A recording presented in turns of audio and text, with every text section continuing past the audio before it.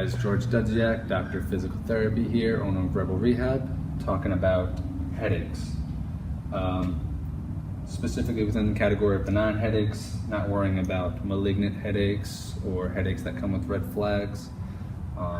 We're just talking about the benign headaches within that, just 4 specific ones. Starting with migraine. Typically these will last from 4 hours to 3 days straight. Torture. Location could be at one or both sides of the head. The intensity is usually very, very debilitating, so missing work, very huge loss of productivity. As far as specific features, classic features for a migraine are an aura. So some people from within an hour before a headache will feel or will see, have odd visual symptoms that can range very widely. They can get numbness or tingling. They can smell something that's not there. Typically with a migraine, you'll get very, very nauseous, and it will get worse with exercise. Triggers for many people can be the food, specific types of food, nitrates, MSG, of course. You got noise, so it could be loud noises, annoying noises, light. Moving on to cluster headaches. So cluster headaches can last, a specific episode can last from 15 minutes to 3 hours. It's typically just on one side of the head. Very debilitating, just like the migraine.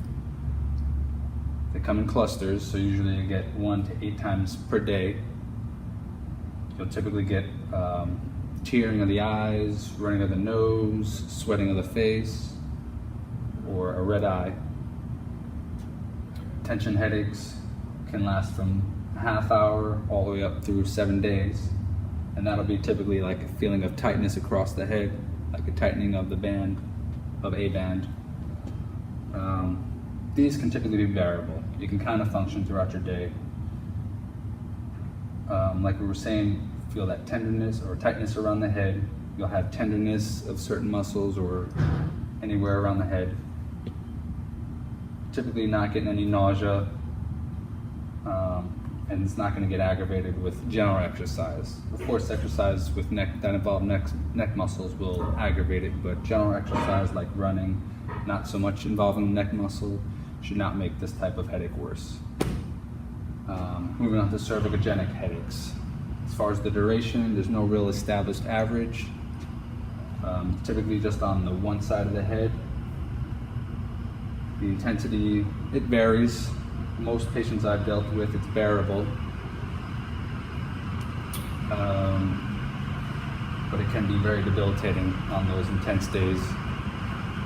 As far as the typical features, of course it's cervicogenic, so it's originating at the neck. And so you will have limited motion with the neck, or the poor posture, protruding head, or looking down at the phone reading, or on the computer for a long time. Poor posture will of course aggravate those neck symptoms and rendering even further of a headache intensity. So I hope that kind of helps, clears up a few things for you guys. If you have any questions, as far as your own symptoms, feel free to message me, especially about the migraines, tension, and cervicogenic headaches, as those are amenable to physical therapy. So rehab techniques can definitely help out to some degree, or cure if we're dealing with the root cause of the problem. Clusters, not so much. That's kind of outside of the scope of physical therapy. And that's it. Thank you guys.